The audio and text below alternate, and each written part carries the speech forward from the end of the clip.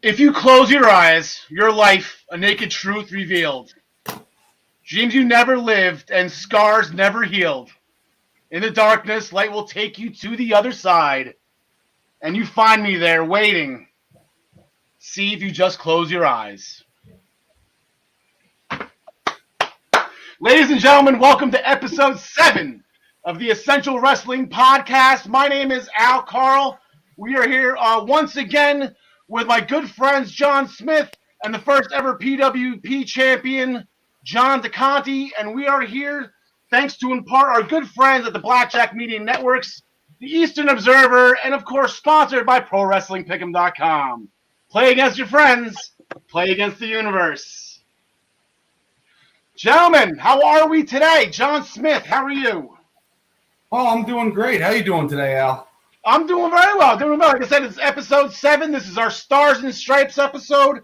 This is our career-ending match episode. I think one of your careers is going to be on the line today. And not to mention, The Undertaker's going to go 1-0 in this episode.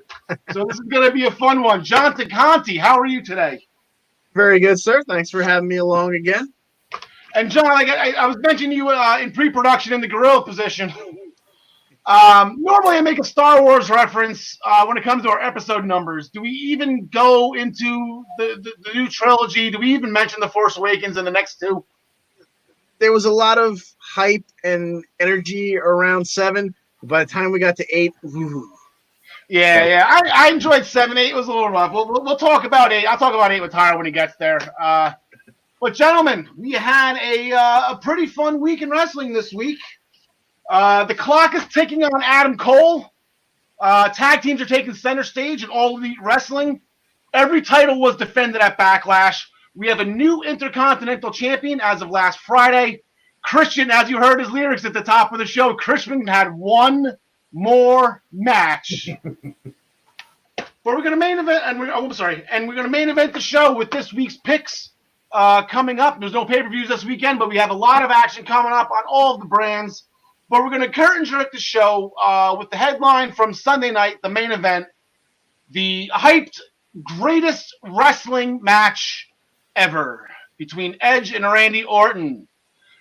John DeConti, you're kind of smiling and snickering down there on the bottom screen. Would you like to take us off? And any thoughts, questions, comments, criticisms? How did you think this went? Well, the match itself I thought was very good, but I thought it was absolutely awesome the way they started it. The single spotlight on the old MSG dual microphones, the voice of the Fink, and then they immediately ruined it with the piped-in crowd noise. Oh, you didn't like the crowd noise? Well, Tom Phillips did mention before the match that they were going to do that, so I'm actually happy they didn't try to insult our intelligence by just doing it, you know? Yeah. So, but yeah, honestly, my fiance can attest to this. I legit teared up when I heard Howard Finkel's voice. Absolutely. There was a tear in my eye. John Smith, your thoughts? I was definitely shocked to hear his voice. The piped-in crowd noise, I don't mind so much if it's just, your white noise in the background. But once they start trying to push a narrative, saying with the holy chants and all that kind of stuff, it doesn't feel organic. Yeah, it's tough to do. I know they wanted to do right by it by putting in the crowd noise, and I believe that was Tom Phillips' explanation why they did that. Randy Orton put out a tweet before the show, and normally I don't like to to reference Twitter, but he actually it helps tune in the discussion on this match. Before the match, tune in to see if we deliver or bleep the bed. John DeConti, did they bleep? Did they bleep the bed? Absolutely not. I think it was an interesting and entertaining match. I love the fact when they went to the series of borrowing other people's finishers, the Edge using the kill switch, and Orton went with pedigree. I'm sure you popped for that. Edge paying tribute to Booker T by hitting the bookend. That was pretty crazy. So yeah, I thought that was a nice touch on it. I've been waiting all the past day and a half to be like, I can't wait to call that the bookend on the podcast. John Smith, okay, greatest wrestling match of all time. I think that's a little much. I think that was a high bar to hit. What was this anywhere near the greatest wrestling match of all time of ever? I think all it needed was Kenny Omega. Yeah, exactly. I've been saying Otherwise, that. Yeah. I mean, for real though, it was. I'd give it 4.5 if I were to. I'm not one for fives, like doing a 5-star scale or anything like that. Yeah. But I would give it 4.5. Or an A, not an A plus. That would it. They hyped it up too much. It almost couldn't be as good as they said. Yeah, I think the lack of the crowd did have something to do with that, because I know a lot of the matches being discussed and thrown around, and I'll ask you what you feel is the greatest wrestling match of all time. I know the crowd interaction has a lot to do with it, and that's because of the emotional investment in it. Now, the only way that this can be considered the greatest wrestling match of all time is if you're the biggest Edge fan of all time, you're the biggest Randy Orton fan of all time, and you have an extreme emotional investment in the story, in the match, in those two guys, and everything that was doing. You have to check all of those boxes. And then, yes, it could be the greatest wrestling match of all time, but if it doesn't check every single box, and a lot of it has to do with the emotional involvement, and that's the thing with me. Like, that match was fantastic. I agree with you both. That match was absolutely fantastic for a wrestling match. I love Randy Orton. As you can see, I have my Apex Predator shirt. I have nothing against Edge. I'm more of a Christian guy, and we'll get into that. But it's not exactly. Everyone, we joke around about Kenny Omega, but it's not Kenny Omega and CM Punk. Then it's not going to be the greatest. They have the emotional attachment to those two guys. Right. So John DeConnie, we'll finish up with you here. What is, in your opinion, or what do you think? What is the greatest wrestling match of all time?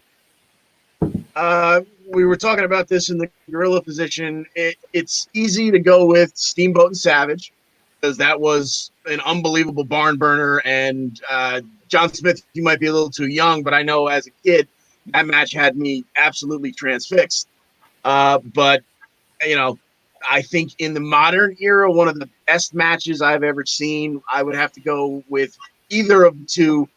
RVD versus Jerry Lynn in the old ECW for the television title. I think it was maybe Hardcore Heaven 98 or 99. Okay.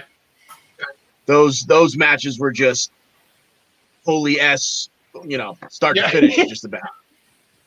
John Smith, what in your opinion, what do you got?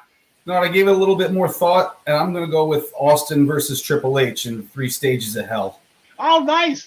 You see, but you're with me. You're a huge Triple H fan. My greatest wrestling match of all time also involves a Triple H, but you had the emotional involvement in it. You know what I'm saying? The crowd was into that match, and the same thing with ECW. Oh my God, any type of ECW crowd with Rob Van Dam is going to be nuts, and it's going to be emotionally invested in. And I think that's why, years ago when Okada and Omega fought at Wrestle Kingdom, that was probably just the mother of everything that was going on. That 80,000 people 100% invested into that match, and it was an amazing match. Of course, like I said, going back to my opinion, is obviously Triple H versus Shawn Michaels for the European title on Raw. Couldn't have more emotional swing on that. Right. It's amazing. Absolutely amazing. Yeah. So, going further into Backlash, the WWE Championship, John Smith, you and I picked Bobby Lashley. I thought he had it. And I'm sitting there, and then I saw her walk down the aisle, and I bleeped out loud. And you knew it was done. I forgot to take into effect the Lana factor. He was close. John Smith, your thoughts on the match as a whole and with Lana? And I guess we can fast forward. We can kind of turn this into Raw as well. Because of what happened last night. Well, the Lana thing I felt was a cop-out. I feel like they didn't know how to end the match. I also feel like now that Paul Heyman is off the writing team for Raw, they're trying to get rid of the whole Bobby and Lana thing, which is why he asked her for a divorce yesterday as well. Yeah. So, I didn't take that into consideration, like you said. I thought that they were building up his, the full Nelson? I thought they were building that up as such a strong move for the past month that I thought he was going to actually make him pass out with some interference from MVP. But I thought that's how it was. And he got him in before the match started. That was another reason. There was two things going into the match as well. MVP already planning the victory party. I thought that was strike one. He hit the Phil Nelson before the match started. I'm like, that's strike two, because that was just, you got to wait till the end for that. And then strike three when Lana came out. So, Lashley kind of struck out on the situation. John DeConnie, I didn't recall who you picked. I'm sure it was McIntyre. Majority of people in our pool went with McIntyre other than me and John Smith. I know Tyler went with you, McIntyre. I actually went with Lashley. Oh, did you really? Okay. I did. Maybe from a more cynical aspect. I just thought it struck me something you said back in January when there first started to be the rumblings of Goldberg, and who would eventually go on to win the Universal title. Yeah. And I remember you saying Vince just can't help himself. He sees the headline of Goldberg versus Roman Reigns at WrestleMania, and I started thinking to myself, Vince just can't help himself. In his mind, maybe he thinks he's going to quell all the racial tensions in America by making Bobby Lashley his champion. Yeah. And that's where I was with it too. I mean, I don't think he would have changed the outcome of the match specifically for that, but if they would have had Lashley win, and they got Lashley, Apollo Crews, the Street Profits, and R-Truth. Exactly. That's a very powerful picture you're going to take it, and that's part of the reason why I was rooting for Bobby. But nothing against Drew. And like I said, they had the rematch for the tag titles, it was a tag team match for the world title on Raw. MVP got the pin. I think they're gonna keep circling around to this. They're gonna. I think this has got Extreme Rules written on it. What kind of? Oh, that's a fun topic. What kind of match do you want to see these two in? If it's gonna be an Extreme Rules, right?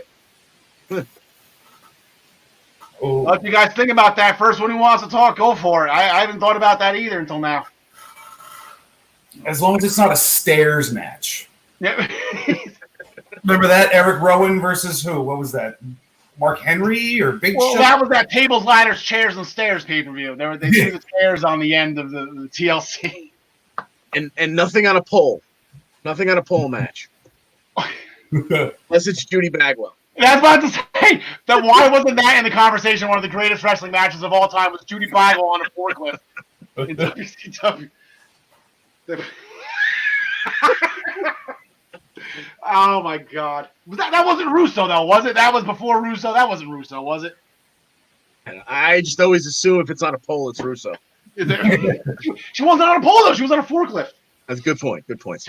We didn't get to see. I was calling a Fiend jumping of Braun Strowman post-match of Miz and Morrison, but it looks like we're going to have to wait till that for Friday. I guess the Firefly Funhouse is coming back on SmackDown. I'm a little disappointed in that, but I think everybody and Mrs. Bagwell knew that Braun Strowman was going to come out victorious in his match against my beloved Miz and John Morrison. The infamous no contest on a pay-per-view. Terrible. We haven't had one of these in a while.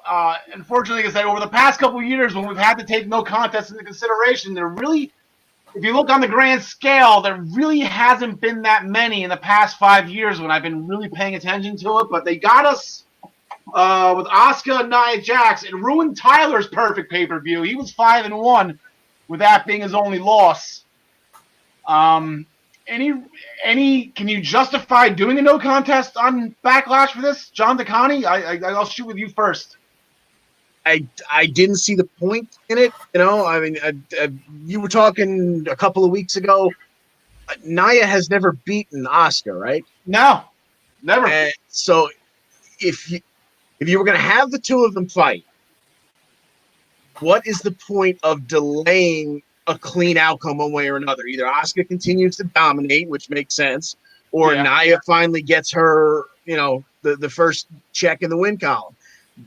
Having a no contest, I just didn't see any point to it. No, the only thing I can justify it, and John Smith, maybe you can probably prove me wrong on this one, is for that this was the pay-per-view, so when we go back and look at the history of Backlash, you'll see, Nia didn't get pinned that night. I mean, she didn't win, but she didn't lose either. So instead of just, no one's going to go back to last night on Raw, except for me, to see the actual outcome of the match that happens. But, I mean, that's the only explanation I can think of. John Smith, is it anything else, or am I wrong? I can't imagine. I think maybe because Nia just came back, they don't want to have her lose yet. This was a way to have that happen. I just don't like. Of course, she's not going to beat her, and she's not going to go and hit her with the steel chair or anything because it's not a blood feud. So, double count out almost. It was a cop out. I know I used that phrase already for the other match, but I feel like it was just a way for them to end the match and just keep things rolling onto the next pay-per-view. You think they're going to go to Extreme Rules also? No, that's going to be kind of terrifying. I'm terrified if I'm Asuka going into any type of weapons or any type of submission match. Or do they do that? Just put Asuka involved. Just keep weapons away from Nia Jax. It's really. I mean, I think we can all we want to see Asuka be healthy through this. Yeah, no stairs match for her, definitely. No stairs match for Asuka. No. I thought it was also quite apropos to have Nia Jax borrow a move from Goldberg. She did hit a jackhammer in that. She did. She did a jack. Braves actually. No, who was it? Somebody called it Samoa Joe, maybe a jackhammer. I couldn't believe she did that. She did it better than what he did at the Saudi show. That was pretty. I think I could do it better than he did at the Saudi show. So is the lesson of the match is Nia might be bad, but she's not as bad as Bill Goldberg. There you go. He can at least hit a jackhammer. Can we get that on a crawl? Yeah. Nia Jax, not as bad as Goldberg. Hot take. Hot take.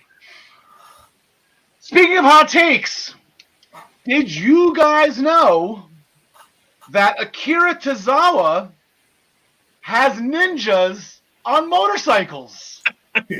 Fast and Furious, baby. That is incredible. Everything that was going on with the Viking Prophets and that being their new name, here comes Akira Tozawa to steal the show with ninjas on. John Smith, you got the bigger smile right now, so I'm going to go to you first.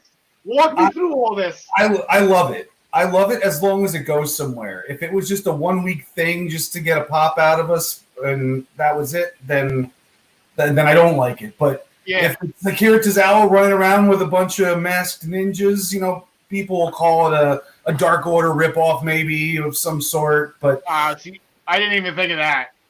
Yeah, but you know how the internet trolls are. Yeah, I know. Masks with a leader. But all WWE does is rip off AEW. Meanwhile, just remember, guys, in 2 weeks, Fyter Fest. Remember, it's too big for just one night. Simpsons did it. Are they really doing a 2-night Fyter Fest? Oh yeah, it's 2 weeks. It's it's first of the 8th. Yeah, too big for just one night, John. Wow. Yeah. Well, getting back to the tag team. Yeah, the Viking Prophets. Can't even call that a match, but whatever that cinematic disaster was, of course, my first reaction when the ninjas showed up was, WTF. But the whole thing paid off for me once they were inside the dumpster. And to go back to the Star Wars reference that started the show, we got the dumpster Dianoga. Can't beat that. Yeah, the dumpster. The only thing that was missing from that, and you can say, I'm going to go with Star Wars, I'm going to go with the Family Guy version. I was with the couch that Peter and Brian tried to take out of they couldn't get out of the door. So good. So good. But yeah, the Viking Prophet, they're becoming more friends. I know we'll make that, they're going to be fighting next Monday night, finally, for the Raw Tag Team titles. We'll get your picks later for that. But yeah, this has just been a lot of fun. I know looking at it, and it's two extremes of it. It's either this is great, this is entertaining, this is fun, or they're just doing to the the Viking Raiders what they did to the Revival. This is not my War Raiders. This isn't War Machine. This is not Ivar's hot and Eric's constantly smiling.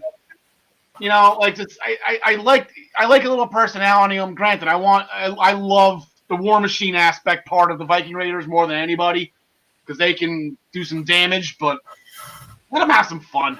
This is great. This has been going on for how many weeks now at the Street Profits, and honestly, I've seen nothing but more positives than negatives out of this. Sure. Yeah, it's something different, you know. We'll go back the pre-show. If you're Apollo Crews, John Smith, if you're Apollo Crews, are you upset that you got bumped to the pre-show for this? No, I'm used to it if I'm Apollo Crews. And unfortunately, somebody had to get bumped, and they weren't going to do that to one of the women's matches. So, well, it feels like it got. I wouldn't say last minute because I'm sure it took a while to produce what they did with the Viking Profits. But it's just like at the very last second that got dropped to the pre-show for a Raw Tag Title match, and then it's like, okay. Then when you see the production and what they did, where they're like, okay, I get it. I get it why. But it's just like, if I'm Apollo Crews and I finally have a title and I got a really good opponent that I can just tear it down with, and I think they had a really great match, and it gets sidestepped again. I mean, they can't have a quick 10-minute match on the main card. John DeConnie, like it's 10 o'clock. Backlash went to 10 o'clock, I believe. If I looked at if I remember how to tell time correctly, I believe it was 10 o'clock. What's an extra 15 minutes here? Yeah, I'm considering, pay-per-views used to go to 11 o'clock regularly. Why couldn't you carve out a little time for these two? That match actually reminded me a little bit of a match back in the TNA days. I wasn't really watching every week, and then I decided to tune in. I think it was at the height of Hogan was there, and he was running everything and blah, blah, blah. So none of the guys you really wanted to see were in the main event picture. I just remember tuning in, and the curtain-jerking match was Austin Aries and Samoa Joe who tore each other apart in one of the stiffest matches I've ever seen in my life. And I was like, oh, my God, I'm sitting down. I know what I'm doing for the next 3 hours. I'm watching this show. Now, that was the match of the night, and it jerked the curtain, and I felt bad for those guys in retrospect. But just like Cruz and Andrade, we watched a really good match between two really good wrestlers. It's a darn shame it got bumped to the pre-show. Yeah. There was was it SummerSlam a couple of years ago? The New Day and the Usos stole the show on the pre-show. Yeah. They had the best match of the night, and it was match 3 of the pre-show before the show went on air. Yep. So, also we'll touch into it a little bit later because they're gonna have another tag team title match on Wednesday. But Bayley and Sasha Banks retained their SmackDown tag team titles. We're gonna have a full week of them. We had them Sunday night. We had them last night on Raw. They're gonna have a title defense on Wednesday, and then Friday is their home, and then another potential match next Monday. Like this is gonna be a lot of Bayley and Sasha Banks. John DeConnie, I'll ask you because I know John Smith's answer. John DeConnie, are you okay with Bayley and Sasha Banks? Right now?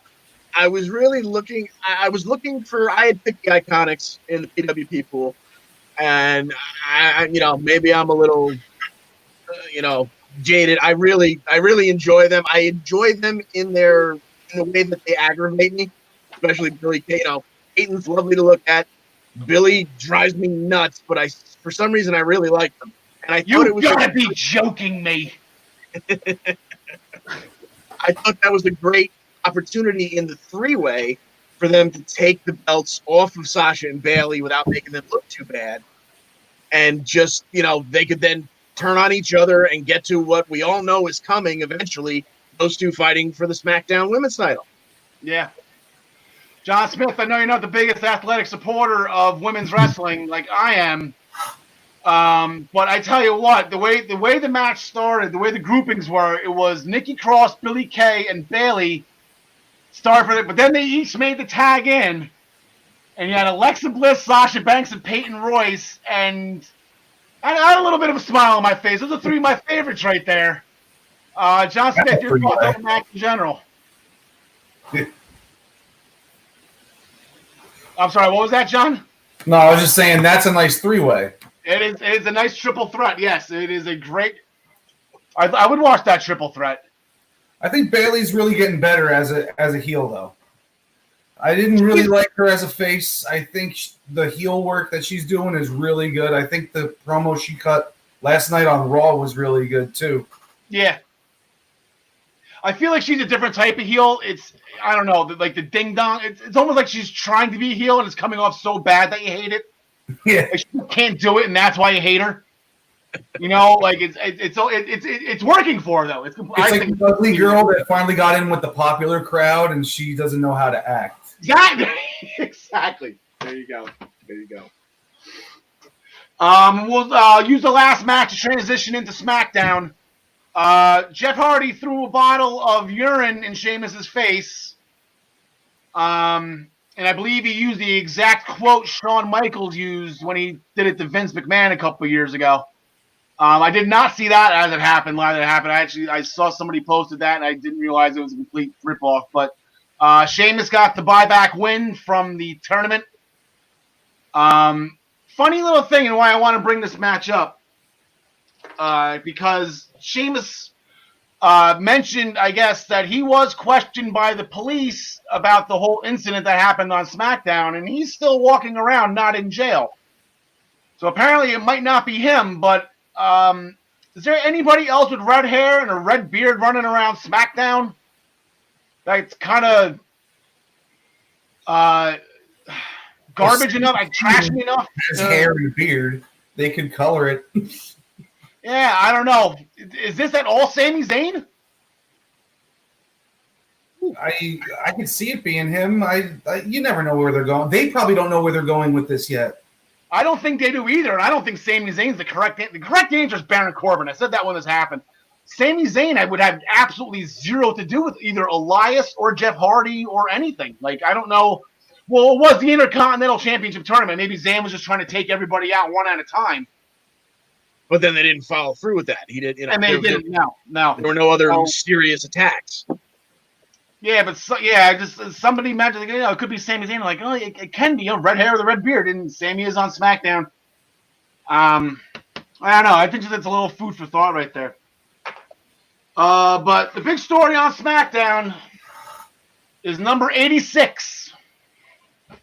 AJ Styles became the 86th Intercontinental Champion of all time in what some are calling the greatest wrestling match ever. Yup. This match, again, and this is nothing against it. It was overhyped with Edge and Orton and whatever. This checked all the boxes for me. It had all the wrestling moves. I'm emotionally invested into both of them. You know, the only thing that's missing was Howard Finkel, but I don't even know if Fink wasn't around for AJ. So I don't even know you could do that even if you wanted to. But that was incredible. And it had to have gone like 35, 40 minutes or something like that, right? It went more commercial breaks. Thoughts on the new Intercontinental Champion, his match, and potentially his first contender? Anybody named John? How about that? Well, just echoing what you said, it was a nearly flawless match. There was nothing to complain about there. It caught me off guard because even though I don't like to do this, I don't like to look for rumors and whatnot. But I saw somewhere mid last week, Brie Bella leaked a picture of the Intercontinental title with the yes side plates on it. So in the back of my head, I thought it was going to be DB all the way. So it kind of caught me off guard. But at the end, it was such a good match. There was nothing to complain about. I'd gladly lose the points to see that match. Dude, I picked Styles, and I flip-flopped my pick like 3 times during the match. I'm like, oh, this is what heels do when they win. So this might be the only reason I thought it made sense for Daniel Bryan to win was that, maybe it was kind of a give back because he had to surrender the title when he originally got injured and retired. Yeah.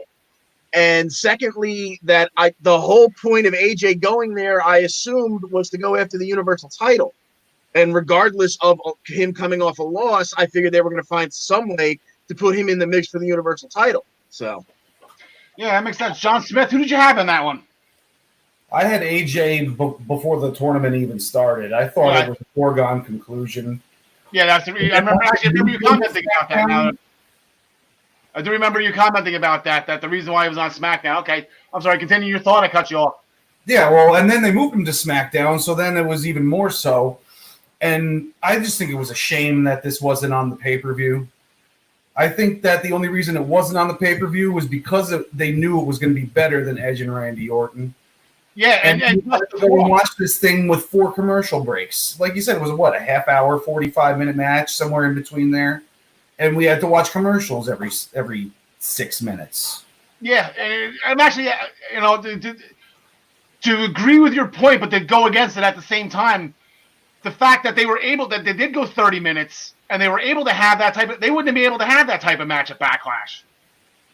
Not if Orton and Edge are taking 45. I mean, there's not even room for Apollo Crews and Andrade, let alone Daniel Bryan and AJ Styles. So, I mean, I kind of get it. I don't think the match would have been great at all if it was on Backlash. And then one more point with SmackDown, and we'll move forward, and that's Shinsuke Nakamura got a pinfall win. I believe he pinned Kofi. Nakamura and Cesaro squeaky clean win over the New Day. Do we get a ladder match? John DeConnie, do we get a ladder match at Extreme Rules? Sure, why not? I mean, that match, I mean, you look at those names, Cesaro, Nakamura, the New Day. You're thinking that's going to be a barn burner.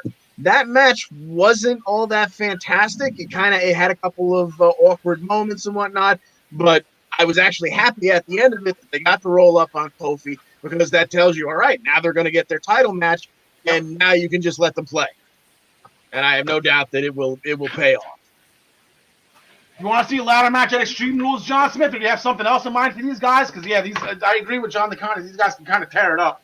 I'd love to see them in any sort of tornado situation, whether it's a ladder match, as long as all 4 guys are involved and, they're doing some cool stuff, I'm down.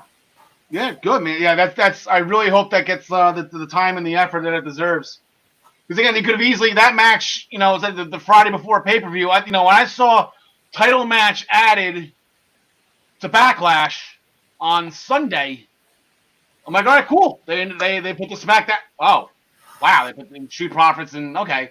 So I think they're delaying this. Maybe have what do we have? 4 weeks till Extreme Rules, July 19th. I don't have my calendar in front of me, but we have a decent amount of time before the next pay-per-view. So I don't know. Hopefully they can spread this out equally and positively to the point where it'd be a nice build for the pay-per-view. Well, when they have that much time, they tend to screw it up. Yeah, well, we're going to think positive, John. We're going to think positive. Maybe they get positive, John. We're gonna switch gears right to your wheelhouse as of late. John Smith has been chiming in comments on the past couple of weeks of the Extreme Wrestling Podcast, pretty much nailing NXT to a pinpoint to complete 100% accuracy. John Smith. So I'm gonna fire him at you. We'll start it off. The Undisputed Era. Let's go right down the show list. Undisputed Era, Vow and Revenge on Dexter Lumis. He had his match with Adam Cole. Talk to me. Love Dexter Lumis. Love the way that his character's going. And I just want to say that I told you so. Because when Scarlett came out at the end and put that little hourglass out there, it just showed you that Karrion Kross is going to be the next NXT champion. Maybe they're going to have Keith Lee do a little program with Cole beforehand. Maybe that'll end up in a, double count out or a no contest because of interference by Kross. Yeah. In fact, I might even call that right now. Okay. But eventually it's going to be Kross beating Cole for the title, and I think it's going to be, not the next pay-per-view, but the one after. The next 2 takeovers from now. 2 takeovers from now. Okay, so that's going to take you to November. They're going to stretch this out to November? Well, when's the next one? August? Yeah, SummerSlam. Now they usually have kind of like one. You know what? Then he's winning it in August. He's going to win it SummerSlam weekend? Yes, he is. Now, John DeConnie, the reason why I differed from from John Smith's point, not that I have anything against Karrion Kross. According to my timeline, I have him not the next champion, but the champion after. It's the heel versus heel thing right now. It's very not happened too often. Yeah, it would make sense to have someone like Keith Lee come in between. And also, it leaves me wondering, Finn Balor's back on NXT. Greatest champion versus greatest champion. How is that not, like I actually was a little upset when I saw Scarlett come out with the hourglass because I felt like it was rushing it. I felt like there was going to be Finn in between, and whether Finn won or not, at least you've got that, I'm the greatest NXT champion ever. No, I'm the greatest NXT champion ever. And then the new guy takes over. That's exactly where I was going with it. And I would have gave Balor the win just because I have Karrion Kross right after that. And if anybody can take that title off of Finn Balor in one shot, it's Karrion Kross. So that was kind of where a while ago, Tyler and I kind of mapped this out. We had Finn Balor beating Cole, and exactly right. Greatest champion versus greatest champion, who is. Then Kross beating Balor, then we're going to circle back around. Ciampa gets his revenge eventually. And Tommaso Ciampa would be the one that beat Karrion Kross, especially after what Kross did to him. I figured there's going to be something coming back to him. But if you bring up Finn Balor and you bring up Keith Lee, Balor just said he wanted the North American title, so he's getting into Keith Lee. Keith Lee's going after Adam Cole. Adam Cole's going after Dexter. Like, this has been a complete bleep show on NXT this past Wednesday. There's too much talent. Break up NXT. There's too much talent there. But it's not like separate storylines. It's like they're all going after each other. And then Johnny Gargano just got and John DeConnie okay, here we go. John DeConnie, here's where you're going to get some NXT love right here. What was the reason why you didn't want to see a mixed tag team match between Keith Lee and Mia Yim against the Garganos? I didn't want to see any of the ladies destroyed by Keith Lee. And Keith Lee flattened Candice LeRae. I thought, like, oh my God, he was right. They actually did it. Oh my God! Had me thinking of Bobby Heenan calling King Kong Bundy in the 6-way tag with the 4 little people. Well, yeah, there you go. It's King Kong Bundy. What do we do with Bundy? Lord Littlebrook and the Little Beaver, I believe, were 2 of them. What do we do if what are we going to need if Bundy splashes one of the little folks? A spatula. What if he gets them both? We'll need 2 spatulas. So here we go. We can do the heel versus heel thing, though. Al. I'm sorry, what was that? I was just going to say, going back to what you said about heel versus heel. Okay, yeah. This isn't Vince writing it. This is Triple H writing it. And this is NXT. This isn't, your main shows. I feel, especially since they've never really done a heel-on-heel title feud, why not? I mean, Karrion Kross isn't being. If it was a face, then he'd be going after the face. He's just there to take what he thinks is his. And that's the way I see it. Any of you two have a problem with this being this quick? Because the only person I can think of that had a quicker NXT push than this is Kevin Owens. Because if memory serves me correctly, Kevin Owens, I think he showed up one week, and then the next week he was congratulating Sami Zayn on winning the NXT title, and then he jumped him. And then the next pay-per-view, he became NXT champion. So I think it was like literally one pay-per-view, and Kevin Owens was NXT champion. Do either of you have any problem with this? Oh, I think it's definitely quick. Like we were just talking about. You could have him destroying everyone, but in a secondary role for the time being, and work other people in there, work that Balor angle in there, whatever. Kross is brand new. What's the rush? Yeah. What's the next logical step after you go and destroy what many believe to be the top guy other than Adam Cole? Like, who does he go after? Does he then go after the North American title? No, I think he has to go for the title. Okay. I would like to see, now I'm kind of thinking this now going into TakeOver. I know Johnny said he's going to win it. like I said, it just got jumbled into my head with there's so many people going after the same thing. If you could, there's a chance of a fatal. I'm putting up the four-finger horseman style. Can we do fatal four-way at SummerSlam? Cole, Balor, Lee, and Cross. Both titles on the line? Yeah, I don't know. Yeah, maybe both titles on the line. Who knows? And speaking of titles, Breezango is next in line for the NXT Tag Team titles. They will be getting their opportunities next week. Spoiler: I'm picking Breezango. But they had a nice little promo saying that, you know what, this isn't the Breezango of old. When the bell rings, they're going to be 100% serious. They'll entertain you before the bell and then get their hands raised after it. John Smith, any thoughts, Breezango? You going to give him a chance? There you go.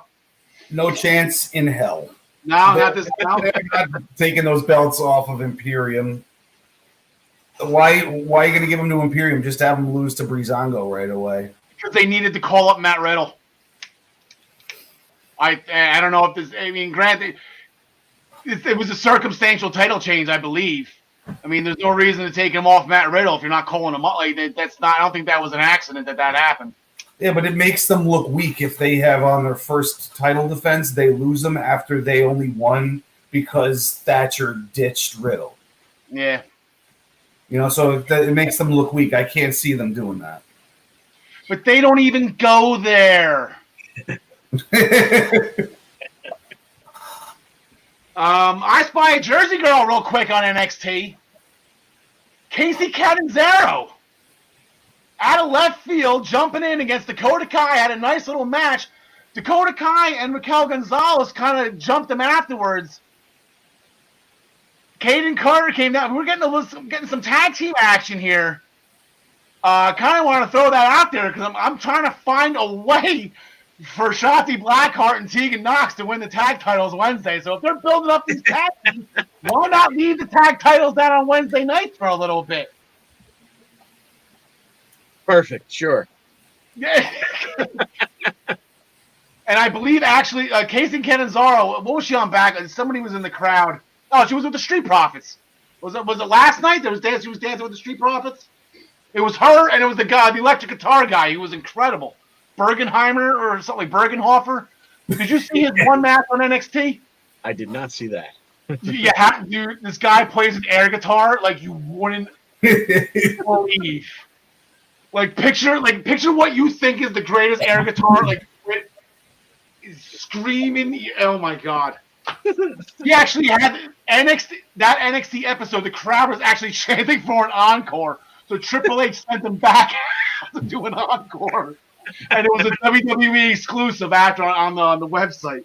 Nice. It was incredible. Last thing we'll get to on NXT. John Smith, you've been on fire lately. We gave you a credit, John Licani. You called a female squash by Keith Lee, but somebody else on this podcast on this screen right now called shenanigans in the Cruiserweight Championship final, and I was right. Ooh. Santos Escobar is now his name. He's no longer the EO of Phantasma. That name was too long for Vince. What was that, John? That name was too long for Vince. Oh, yeah. Yeah, well, that name was too long for anybody. I kept on tripping. I'm glad he changed his name.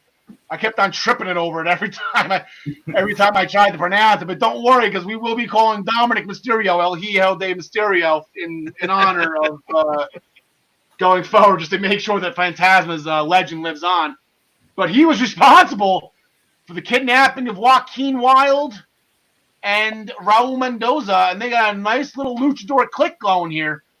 He removed his mask, and I believe this was what the original plan for him was intentionally. I don't know. But I'm going to toot my own horn on this one, but he did grant Drake Maverick a rematch for the Cruiserweight title. They didn't say when. But, John, now you are Mr. NXT predictor, John Smith. You're going to give Drake a shot now that is post. Absolutely not. No, because I think there's also two other luchadors. There's got to be, because what were their names again? Mendoza and Wilde. And Raul Mendoza. By two other luchadors. So I don't now, know who kidnapped them. Yeah, there's more of them. yeah, so there's just like a whole factor. Maybe it's like the Foot Clan. That's possible. But the problem is, the reason, I mean, this is pretty cool. I like what they're doing here, but they're not on motorcycles and they're not ninjas. Right. They don't have the Shaquille O'Neal looking dude to back them up. Yeah, exactly. You know what the funny thing? I first thought it was Titus O'Neil, and then when I was told it was wrong, I guess it was one of their developmental talent. And then when he got in the ring on Monday, I'm like, dude, that guy is actually huge. Like, the camera wasn't doing him justice the way they were shooting it. Yeah. You know, that is a big boy. That guy's got to be 7 feet tall. Yeah. Yeah, he's a freak. I like that we don't know who he is, though. I like that there's some wonder to this. Yeah, it's somebody identified him on the internet, and I don't know the name. I couldn't even pronounce the name. I don't know where he's from or what he's about or when he signed. I have no idea. But to be Akira Desai was number 2. That's pretty cool. And then, like I said, Santos Escobar, he's got a number 2 and a number 3. And it's about time they're doing something with Raul Mendoza, because poor Raul Mendoza has been sitting around since the Cruiserweight Classic collecting dust. And he is not a bad wrestler at all. He's really good. There's another show on Wednesday nights. So right now, we're going to light the fuse. We're going to bring the boom. Dynamite. FTR made their debut, and they remember how to wrestle. Oh, they remembered. Not that I ever forgot, but I know a lot of people may think they forgot. Not that recently, they've had a couple good matches on WWE. I shouldn't say that. But they had a nice match with the Blade and the Butcher. And the Blade and Butcher kind of impressed me too. I really never got to see. For me, I knew the revival. Oh, strike one for me. That's 10 push-ups. I knew FTR can wrestle. Like I know that. I was actually more intrigued in what Blade and Butcher can do against FTR, to tell you the truth. So, John DeConti, will go with you first. Anything about this match? Either way, Blade, Butcher, and where'd the bunny go? How come the bunny's not with them anymore? Yeah, it was a shame to not see the bunny, but we did get instead, we got Arn Anderson and Tully Blanchard taking notes in the stands, and we got Dax performing a brain buster in their honor in the middle of the match. Oh, somebody was going to say it, yep. So, yeah, definitely a quality match. Good to see those guys at the time with no silly gimmick attached. Just go out there and do what they do best. Yeah, I bet you they were waiting to be able to do that spike pile driver, and you can't do pile drivers in WWE, right? That's one of the, unless you're the Undertaker, you can't drop somebody on their head. Exactly. Unless you're doing a flip, apparently. But yeah, I bet you they've been waiting to do that. And the fact, yes, exactly, 100%. The fact that Arn Anderson and Tully Blanchard were in the crowd watching as spectators, that had to have just absolutely made their careers. John Smith, any thought on this tag team match? They got the Young Bucks staring right at him too. Yeah, it was a nice throwback type match. Something from that reminds me of early '90s WWE style, or no, not WWE style. Sorry, NWA style. But after the match, very painful promo by Matt Jackson. Very painful. I can't stand them on the mic. I like what they do in the ring, but they have too much carte blanche when it comes to what they're able to do on the microphone. And it always seems so scripted to me. Yeah. And that's funny. I don't think they have anybody writing their lines either. And you say it's scripted. It just sounds like it's scripted. It seems like Yeah. Not scripted by others, scripted by I know. Rehearsed. Irony can be pretty ironic sometimes, It's just because it's not scripted doesn't mean you can sound scripted, Yeah. It's contrived. It's just not well contrived. Exactly. Staying in the AEW tag team division, because they've been pretty much shining between FTR with the Blade and the Butcher, then with the Young Bucks. Best Friends and Orange Cassidy, they beat the Inner Circle members. It was Jake Hager, Santana, and Ortiz. And I am trying to find this quote real quick because a wise man said something. And I got to try to find what it is. There we go. A wise man once said, If you give your kids any lip, beat them with a sack of sweet Valencia oranges. It won't leave a bruise, and it'll show them who's boss. Bing Crosby said that.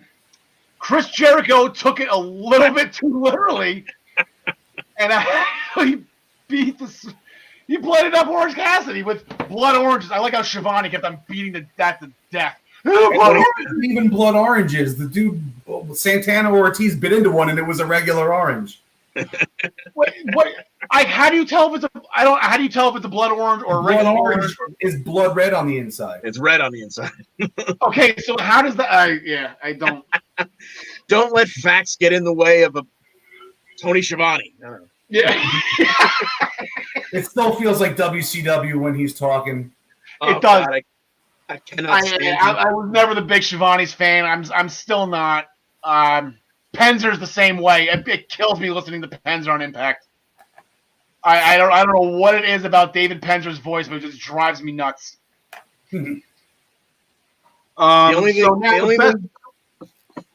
So now, because of the result of that, the best friends have to put up. They're actually putting up their #1 contender spot for Fyter Fest. And remember, boys and girls, Fyter Fest is too big for just one night. They're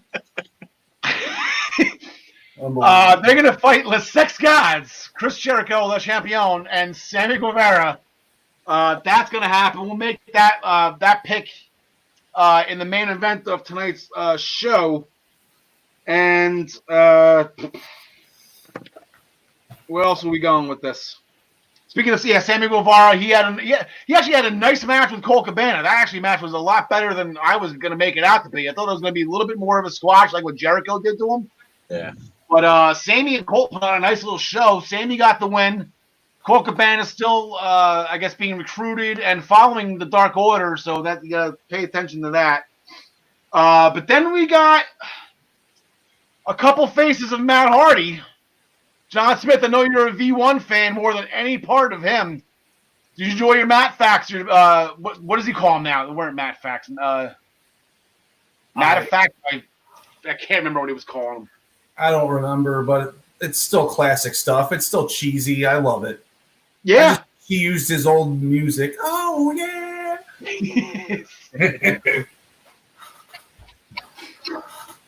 John DeConnie. Darby Allin was getting skateboarding lessons from Tony Hawk. Because you don't need to be medically cleared. Yeah, because he's not medically cleared. That's right. Tony Hawk cleared him so he could skateboard. He was medically cleared to skateboard. That's it. Talk about the mother of all randomness right there. Where the hell did Tony Hawk have really good insurance? Yes. The hell of a good get to just drop in for a 2-second segment. Yeah, just to watch Darby Allin try to do a Darby Allin. What's he trying to prove doing that move off the top of the ladder over and over again? Yeah, the bomb drop off the ladder. I can't do it. I was never really good at skateboarding. I know all the Power and Peralta and the Vision Streetwear and the Bones Brigade videos from way back when Tony Hawk was a teenager, but I never really got anything past that. Cody Rhodes, title defense #2 against Mark Quinn. Last week I was calling him Mark Queen. I apologize. I haven't seen Private Party all that well enough to know their members' names and pronounce them correctly. So to Mark Quinn, I apologize. But he took Cody to the limit. Cody's letting these guys stick around for this TNT title and having good matches. And then Jake Hager comes out. And then we had a little bit of a bleep show towards the end of AEW. A lot of guys involved. The Inner Circle, Matt Hardy. John DeConnie, any thoughts? Any questions? I don't even know where to begin with this one. Yeah, well, nothing much to say other than it put some exposure on Quinn, who obviously can go. It makes Cody look real good as he continues to bring out the best in these lesser-known guys. And all right, now we know where we're going with Fyter Fest. Hager and his Hager bomb versus Cody. Yeah, and then and Mark Quinn, to his credit, he was selling an injury to that whole entire match. Remember, he did like 3 flips in a row to the outside, and he was limping and going slow, but he was still bouncing like he was shot out of a cannon to get off the top rope. I thought that was Kayfabe, really baby. on Mark Wentz part. John Smith, did you watch that match? Did you watch the main event? I kind of zoned in and out of that one. I'm not a big fan of Cody, so I tend to not pay too much attention when he's on the TV, unfortunately. And it was Loomis versus Cole going on at the same time, so I was over on the other channel, and then I never caught up with the end of the end of AEW. Yeah, I'm all about Cody putting the title on the line against these guys that he randomly, wouldn't get the opportunity for him, like Mark Quinn. But that I don't know if they put Mark Quinn in the main event. Like, that's kind of, when you got Adam Cole and Dexter Loomis, when Dexter Loomis has abducted two of his buddies, 3 days beforehand. You got to tune in just to see whether or not he blinked. All right, so then we got some matches coming up in AEW. We're rolling right through this, guys. We're steamrolling right through this. Monday Night Raw last night.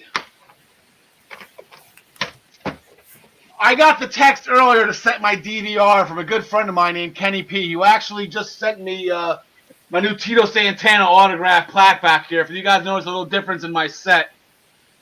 Tito Santana, homegrown talent, not homegrown from Roxbury, but he lives here in my hometown in Jersey. And that's Tito with the Reggie Parks IC title on his shoulder? That is the original, the original IC title. Oh, God, that is my favorite belt of all time. Is that Abyss's brother? Wasn't Abyss's last name Parks? Yes, but no, not it would be his grandfather, but no. Okay. So he told me to set my DVR. He didn't spoil it for me to tell me why. And then Christian, first segment, Randy Orton goaded him into a match. Christian coming out to stand up for his best friend, or it used to be his brother. I don't know how you go from brother to best friend. We still never addressed that issue with Edge and Christian. But who's next? Gangrel? What's next for Randy Orton? Gangrel? What's Gangrel going? I don't know where they're going with this. I really don't know. Yeah, it turned. Well, fast forward to the end of the night. Ric Flair ends up low blowing Christian. Christian gets booted in the head for his efforts to save his friend and whatever. And then taken out potentially on a stretcher. I don't think they got that far after the show went off. But I'm all about Evolution getting back together again. But Flair didn't even stick around for the match. Like, he just low blowed him and bounced. Like, that was the most confusing part here. Are they going to be together? What do you think, John DeConnie? I don't know.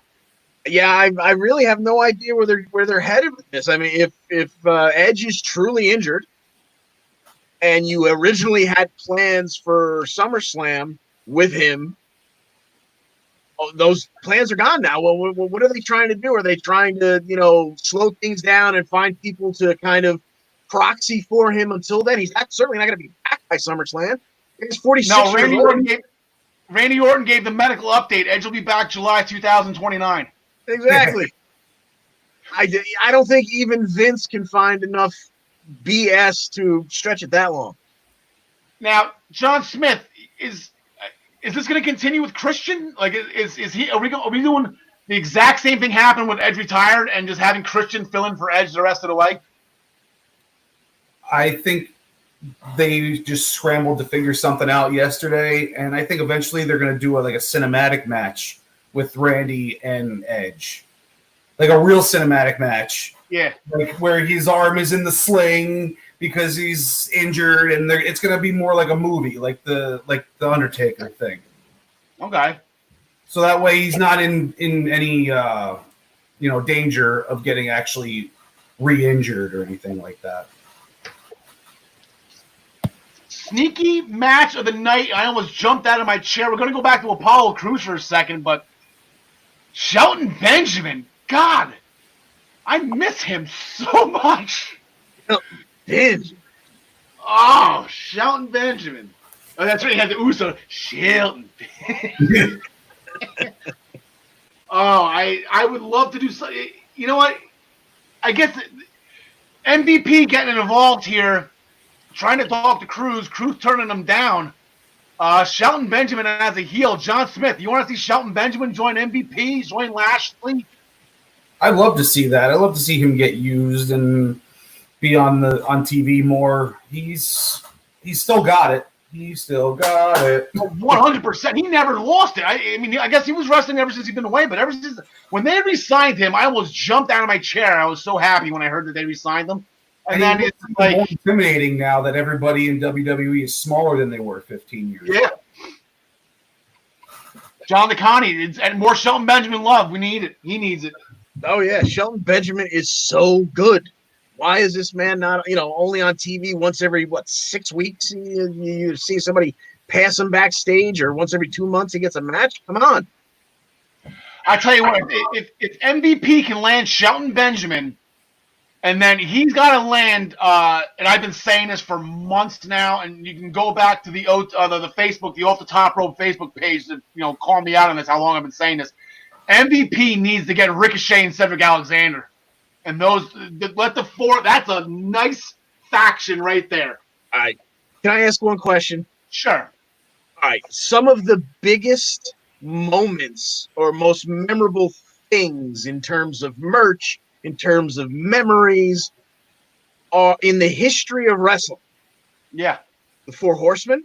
Yeah. NWO. Yep. D-Generation X. Okay. Why does Vince McMahon hate factions? I don't know. I mean, is there some explanation that I have missed for the last 20 plus years that why he shies away from stables and whatnot when they look at what Triple H is doing on NXT with Undisputed Era. They just bring goodness in wrestling. And it's not even just factions. It's tag teams. I mean, look at the WWE tag team situation. John Smith, more factions? What are we thinking here? Any faction would be nice. The Sami Zayn and Nakamura and Cesaro thing was pretty good, but now Sami's gone, and they're stuck just the two of them. There's nobody trying to take over. There's nobody trying to be the big dog. And no Nexus. The Nexus is another one. That would be nice. Trying to go through that when Nexus jumped John Cena. They just celebrated their anniversary. I guess when that happened, I saw his videos of Nexus beating up John Cena and tearing apart Monday Night Raw. That just happened. That's some kind of 10-year anniversary. Which would also be the anniversary of Daniel Bryan getting fired because of for a week and a half. Okay, we did that. What do we have? Oh, yeah, Dom Mysterio, El Hijo de Mysterio. Got the hit and run in. It's Mysterio's one. Well, there's Rollins one if you count the eye thing as one. But Dom Mysterio's up 1-0 on Rollins. Had a nice little hit and run. They're eventually going to catch him. But the thing is, what Rollins was saying, Rollins is proposing that he wants El Hijo de Mysterio to join his group. Now, I know everyone is this too early? This is too early for Dominic to turn heel. Like we kind of feel it's eventually going to happen. Please. I thought it was possible until they mentioned it. Yeah, when Rollins, I think it's way too soon. What do you want to see Dom in the ring for? I do want to see Dom and Ray tag together. Let them go a little bit of a tag run. I'm not going to be upset if they win the tag titles together. Especially on the Raw side. I mean, they could easily win the tag team championships on Raw. Has there ever been a father-son tag team champion in WWE? The Griffies, right? No, wrong sport.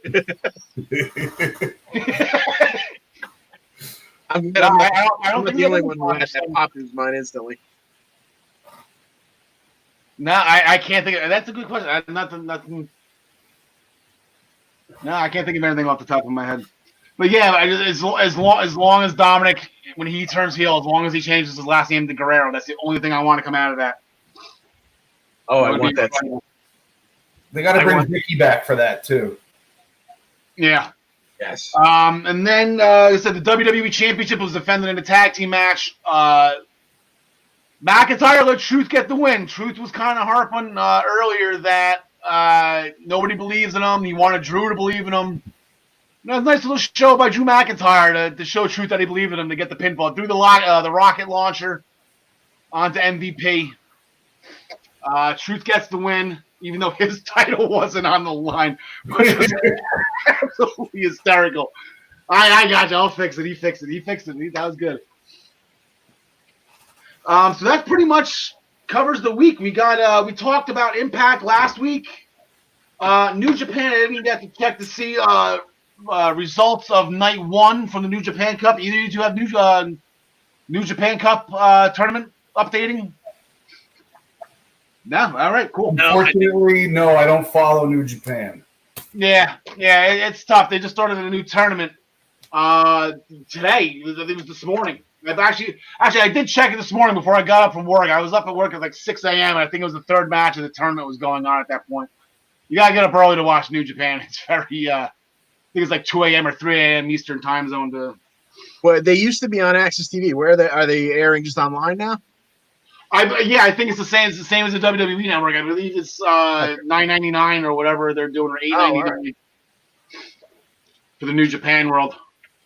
I just that when Jericho was out there for Wrestle Kingdom 2 years ago. Yeah, John, we watched it. Yeah, we watched it together. That was a lot of fun. All right, so let me see if we can get together. I don't need this. We'll start picking some matches here. So what's tonight? Tonight's Tuesday. So Impact tonight. Impact Tag Team Championships on the line. The North are defending against the Rascals, who won their number 1 contenders match, I believe, against TJP and Fallah Bahh. Was that match? I don't really remember. But the North has been reigning tag team champions for, seems like it's been forever. Over a year now with the North, John Nakani? I do believe so, yeah. In which case, they seem to really enjoy the Rascals, the powers that be there at Impact. So, make the change and let's let the young guys run with it. Yeah, but it seemed like when they were backstage last week, Rascals weren't really getting along after what happened to Trey in the World Heavyweight Champion, the number 1 contender title tournament. They're blaming each other. Trey's blaming Wentz, I believe, is the guy that filled in for him. The guy that filled in for him is getting blamed for it. So I don't know, some dissension in the Rascals, it looks like. I'm going to go with the North. I only saw like 1 or 2 of their matches when they were stuck in Canada, but it was hysterical. Seems like they're getting more and more personality as they're going along. But then, that tag division is really they just broke up OVE. That they just lost another huge tag team, so I don't know what the hell they're doing. So I don't think they do either. Yeah. And then Moose is defending the TNA Championship, the unrecognized TNA Championship, against Supermex Hernandez from the original LAX. John Smith, have you seen Moose at all? Have I showed you Moose? Yes, I've seen a couple Moose matches. He's a beast. I'll pick him. I don't know what the angle's been going on with them. But... he's walking around with a bogus championship because Tessa Blanchard's stuck in Mexico. Oh, okay. So he crowned himself. He brought back the old TNA Championship because it's not called TNA anymore. So he brought back the old TNA Championship. He's been running around with it, and meanwhile Tessa Blanchard nowhere to be found for the past 2 months. Well, they found her. Like I said, she's in Mexico. She can't get across the border. So tomorrow night, Wednesday night, John Smith, NXT, the Women's Tag Team Championships will be defended. Are you giving Shotzi and Tegan a chance? We mentioned it was Shotzi Blackheart and Tegan Knox challenging Sasha and Bayley. No, it'll be a barn burner. They're going to give them, the match of their dreams so they can go and tell all their friends about it. Hey, I was in a 15-minute match with Sasha and Bayley on NXT, and we almost won. That's all it's going to be. Okay. Feel good. John Nakani, what kind of ruins this for me, John Nakani, before you pick, what kind of ruins this for me? Because I think you're going to go with Bayley and Sasha, too. Those two have already accepted the challenge from the Iconics for Monday. And as you saw last night on Raw, next week's match was advertised. Sasha and Bayley versus the Iconics for the WWE Women's Tag Team Championships. So can Tegan and Shotzi, can they, you think Hunter can pull a string or two and they put one over on Vince McMahon and ruin his show Monday night? Well, I will give them credit for making sure the announcers at least made the effort to say, assuming they are still the champions, so they went to commercial break once by saying, oh, as long as they still have the titles, they will have a title match on Monday Night Raw. But I'm pretty sure they will still have the titles. You couldn't put, you know what? On NXT, they put up the question marks and said the winner of Backlash will face. They couldn't do that for Tegan and Shotzi. Like, you couldn't put up the winners of NXT. You know, they just could put the female question marks against the Iconics. I mean, I know the Iconics specifically challenged Sasha and Bayley, but it's just like, come on, like, all we are saying is give Knox a chance. I'm going upset. This is Tegan's second crack at the Women's Tag Team Championship, by the way. Her and Dakota Kai challenged the Kabuki Warriors before Dakota Kai and Tegan got into their scrums. They had one quick tag title match against Asuka and Kairi before they broke up. So this is Tegan's second crack at it. I'm a huge Tegan Knox fan. I'm still, the verdict's still out for me on Shotzi. The tank thing, I think, again, she's trying too hard, but whatever. If that's just her, then let her be her. I'm not going to tell her not to do it. You know, it's thinking like that is the reason you have to announce me every time as the first ever PWP champion. It's my all heart, no thought that got me into trouble. That's what got me into trouble. Why I'm not the first ever PWP champion. I can't believe Triple H didn't beat Roman Reigns at WrestleMania. That's crap. And we're gonna do it. I'm gonna do it again. All heart, no thought. I'm going Breezango over Imperium. I'm calling 2 new tag team champions on Wednesday night. By the way, I think other than the New Day, every tag team champion are putting their titles on the line this week. You got the North tonight, and then you got Imperium, and you got Sasha and Bayley. We'll go with Imperium and Breezango. John Nicani, going to give Breezango a chance here. Foofy belts. Remember, I had that conversation with you about the Foofy belts. Yes. No, yeah. As much as that would be something I would pay to see alone, the new belts that they would create, I don't see how you do that with Imperium. Unless you're writing them off and sending them back to WWE or NXT UK. And I don't think that's happening. Actually, in the pool, the name Mahaffey might sound familiar to the pool. Here on the Essential Wrestling Podcast, we do have a United Kingdom correspondent by the name of Gary Mahaffey. We call him Gaz. He actually lives across the pond over in England, and I asked him to keep me updated with any events going on in the UK as far as trying to get everything back together again. And he emailed me actually Sunday morning saying they just canceled more live events. So I don't think they're anywhere near getting any type of UK wrestling, let alone NXT UK, back up and running. But they do have their own performance center over there, right? I think maybe Hunter could possibly. Well, Hunter can't even get over there, right? They're not flying anybody overseas. I think so. I mean, if they're not letting Bobby Roode and the Singh brothers in from Canada, or Tessa Blanchard. John Nicani, you got Imperium, right? John Smith, I'm sorry, you got Imperium, right? 100%. All right. Put the house on it. All right, we're going to play Predictor Time. It's probably going to be some kind of enhancement talent, but if it was not an enhancement talent, who would you like to see debut against Matt Riddle? You like to think about it, stir on that for a sec. I know I kind of threw this on you. I want to see, just going to heels, I would love to see Riddle and Nakamura, but I know they're kind of wrapped up with the New Day in that feud. The New Day is the only tag team not defending their titles this week. They're the one team. Anyone in particular you want to see? I was thinking Cesaro. That was the first one on the top of my head, but same problem as Nakamura, involved in something else. I was going to another one that just came to mind a little bit more to help put Riddle over would be Mojo Rawley, but Mojo has a little bit of an issue of his own right now. Just came out. No, who knows if this is true or not? This is how rumors start. Mojo got hit with the positive COVID test. That came out about a couple hours before this show started, so I don't know if we're going to see Mojo around for a little bit. John Nicani, anybody off the top of your head? I'm not thinking in the face versus heel realm, but in terms of maybe just put him in there with a technician, so we can really see him. Give us a good 7-minute match. Someone like Shorty G. Okay. I thought you were going to go with Drew Gulak on that one. They had a barn burner a couple of weeks ago in NXT, a couple months ago.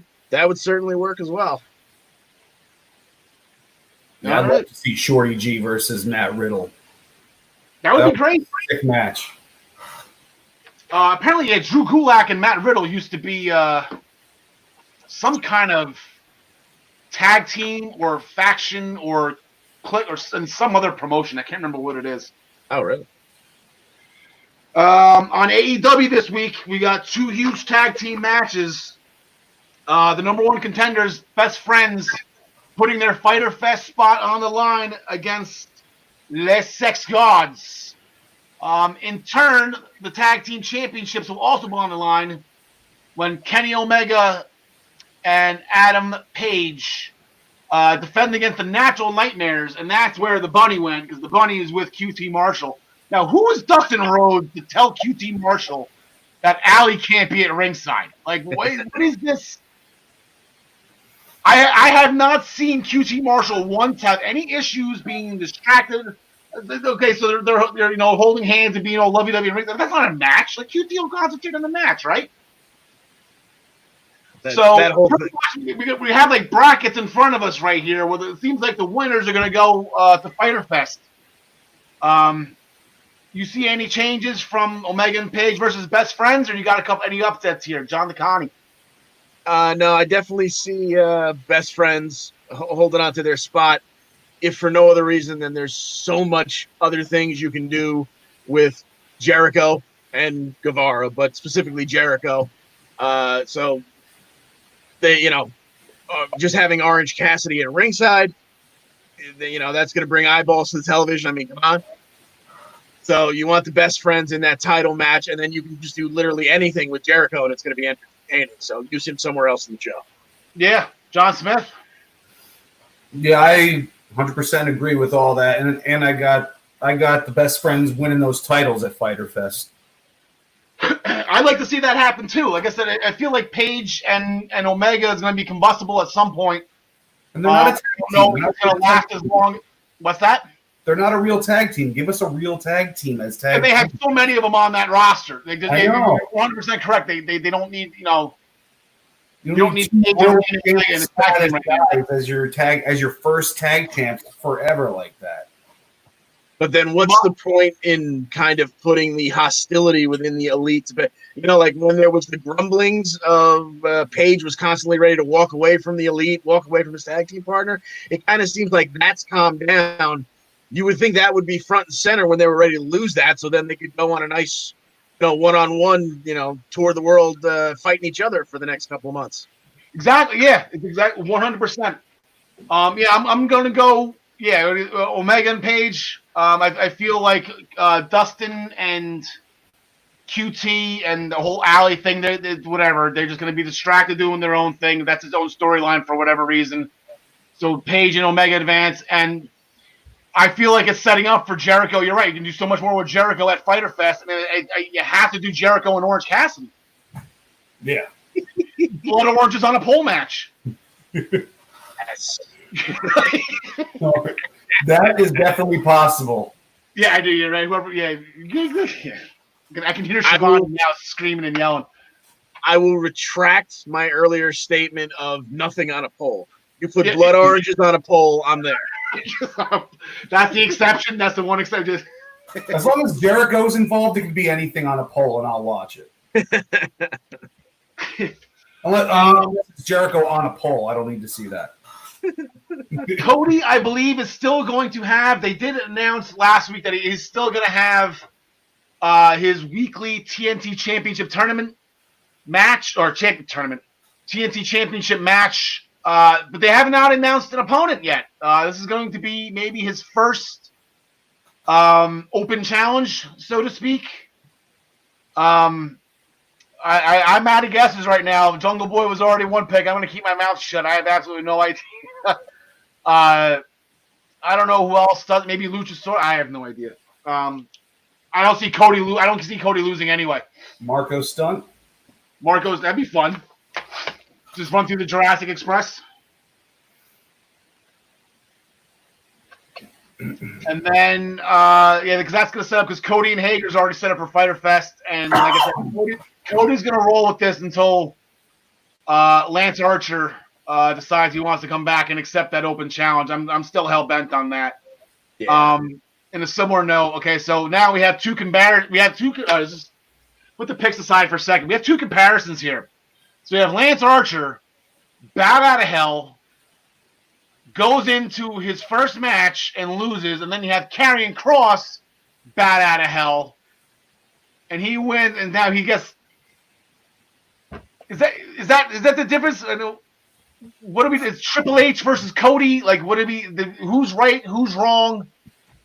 There's some conversation to have here. We have a little bit of time. We're not definitely running over. We got about 10 minutes left, so we can shoot the bleep on this for a couple minutes if you guys want. John Smith, I haven't really led with you in a little bit. You can start this one. I think it's the difference between years of booking by Triple H and months of booking by Cody. I think that Triple H knows exactly what to do with Kross, and I think that he's doing it the way it should be done. And I think what they did to Lance Archer in AEW was a shame because it totally killed all of his momentum. And you know that the guy that beat him is the one that booked the match. And it kind of just rubs you the wrong way, you know? Okay. Yeah, I think if you were not going to have Archer win that match, and clearly you weren't going to, Cody was going to, if he's never going for the world title, he was going to be the first ever terrible neck tattoo champion. But if you weren't going to book Archer to go over, you should have had some kind of schmaz ending or low blow or something take him out of the tournament before the final so that then he could be, hell-bent on getting at Cody or the eventual champion being Cody and just let him go on a murder hawk spree. Yeah. Because, like you said, it stalled all his momentum, and then now when's the last time he was on TV? He last week he was I don't know if it was a junkyard or somewhere, but he was throwing garbage. He was in some kind of junkyard throwing stuff, and Jake Roberts actually sold it. Like, Jake Roberts was actually afraid of him. And he's like, listen, he was telling whoever the guy was trying to get the interview, he's like, dude, you shouldn't be here right now. Like, I don't even want to be here. Like, he's lost his mind. So they are going to try to make him more psychotic now, I guess. If you keep doing that for a little bit, just show him just being angry, consistently angry, until he finally does get his hands on Cody. I think Cody's going to be the first one he goes through. Like, if they just put him in some kind of random match against Marco Stunt again, like, it's going to do no help for him. I feel like he's got to go right for Cody, right for that title. But it's not going to be a Fyter Fest, so you're going to have to hold this off. I don't know if you hold out to All Out, which is September. That's kind of far away. So I don't know. Then the last match they had booked on AEW is Mackup Jake Friedman against. Now I just have to use his first name because he's not allowed to use his last name against Billy. Because you can't use the last name Gunn. So we're back to calling him Billy. And my question is, are we going to see a Chuck spot here? Is Chuck going to come out and help him? That's the only thing that comes to mind when I see Billy without his last name. God, I hope so. You look so Good to me. How many people have used that music? Oh, that's. I might go on YouTube and play. I would love to play for everybody right now listening. I don't think we're allowed to. I think we'll get the old YouTube boot if we put on any type of copyrighted music. It's unfortunate.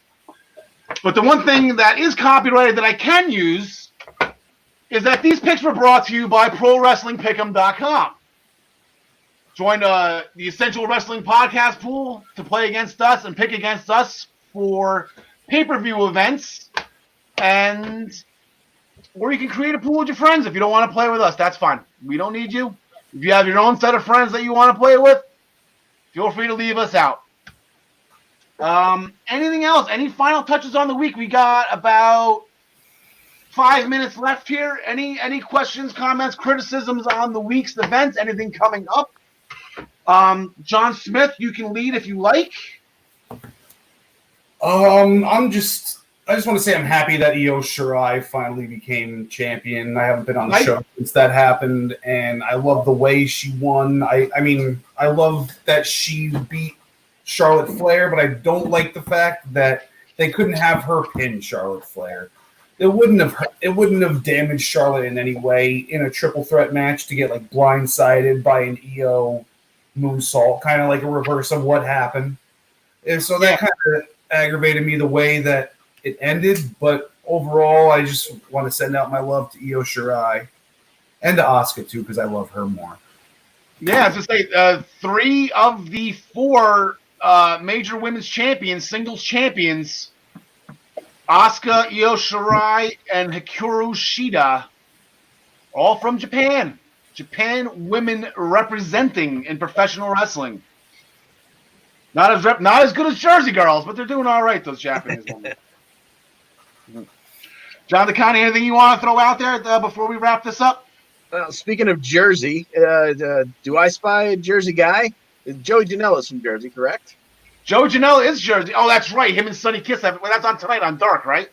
I don't know. I was just going to ask you if you had any insight into whoever picked Sonny Kiss, who picked him up in his car after he was, drinking alone. Yeah, Sonny Kiss is an interesting character. That guy, that was a nice car too. Oh, there you go. Yeah, Joey Janela, hopefully they're going to try to do something with him. I know he tweeted something, again, we're going to go back to Twitter here.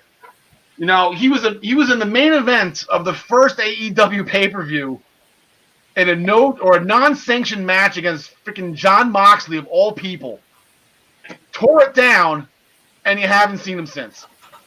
Or you have, but it just has not been in any type of main event form against anybody even remotely close to Jon Moxley. Some kind of tornado, also rans, and everybody else is over here kind of match. Seems to be the only time he shows up. Yeah. So hopefully, Joey Joey Janela. Ooh, I like that. Jersey Joey Janela. I like that a lot. And I think, speaking of Jersey girls, Deonna Purrazzo is supposed to be featured something tonight. She jumped John DeConnie. You're a Jordan Grace girl, right? That's your girl? Absolutely. Yeah, so we might be doing some going to the war come Slammiversary. Real quick, guys, we just want to read some promotions for some upcoming shows here on the I-95 Sports Network. That is powered by Blackjack Media Networks and here on the Eastern Observer. So, John, you guys are my friends, but I also have friends named Kurt, Kenny, Jim, and Petro. They are also on this network, and they will be here starting tomorrow night, starting at 8 o'clock, as they talk all things sports on the K&K Sports Show. Now, I'm fine with that as long as they talk about non-scripted sports. If they want to talk about scripted sports, they need to come on this show. The Essential like roller derby? I'm sorry, what was that? Like roller derby, you're saying? Yes, roller derby. So join our friends Kurt, Kenny, Jim, and Petro tomorrow night starting at 8 p.m. as they talk all things sports over at the K&K Sports Show, airing Wednesdays and Friday evenings live on Facebook and our sister station, the I-95 Sports Network. For more information, check out their Facebook page at the K&K Sports Show or visit i95sportsnetwork.com. Also, episode 23 of the Primetime Rundown Zoom interview series returns on Thursday, June 18th, where my good friend, my producer, Joey Jarzenka, sits down with Fox Sports South and Atlanta Hawks play-by-play broadcaster Bob Rathbun, starting at 6 p.m. right here on the Eastern Observer. And then we're going to drop some news here before it goes live on social media. I'm proud to be the first to announce that the Primetime Rundown Zoom interview series will be welcoming former Major League Baseball player Scott Hairston on Tuesday, June 30th at 10 p.m. Eastern Time. So we have a former Major League Baseball player here on the network, going to be sitting down with Joey Jarzenka, and that's going to be, again, on June 30th at 10 p.m. For more information on that, please go to theeasternobserver.com. Next week, myself, Tyler should be back next week. He had some things to do tonight. He does send his love. He misses everybody that watches. I know, John. There we go. Next week, we'll be right back here on Tuesday nights again. We're staying on Tuesday nights for episode 8. I believe episode 8. That was a double main event, if I remember correctly. I think that was the first WrestleMania where the world title didn't main event it. Anyway, that was a forgettable one. But next Tuesday night, we'll be back here live. Tyler will be back. John Smith, John DeConnie, thank you so much for coming in. I appreciate you accepting the hot tag. Anything else before you say we say goodbye here, John Smith? No, just thanks for having me on. And I just also want to say that when you watch Jon Moxley do a promo, it just reassures the fact why he's the champion. Yes, it is. It's going to be tough to take that belt off him. John DeConnie, you're going to close out the show with that infamous tagline. But anything else you want to say before that? Just thanks for inviting me along again. It's a pleasure sharing the screen with you, John Smith, and always a pleasure being in the back of your head, Karl, for the hot tag. Everybody, thank you so very much for watching here on the I-95 Sports YouTube channel here on the Eastern Observer. We are presented by ProWrestlingPick'em.com. Play against your friends. Play against the universe. For John Smith, for King Kong Bundy, for John DeConnie, my name is Karl. Alexa Bliss, we love you. John DeConnie, it's all yours. Thanks for joining us, and as always, we wish you the best in all your future endeavors.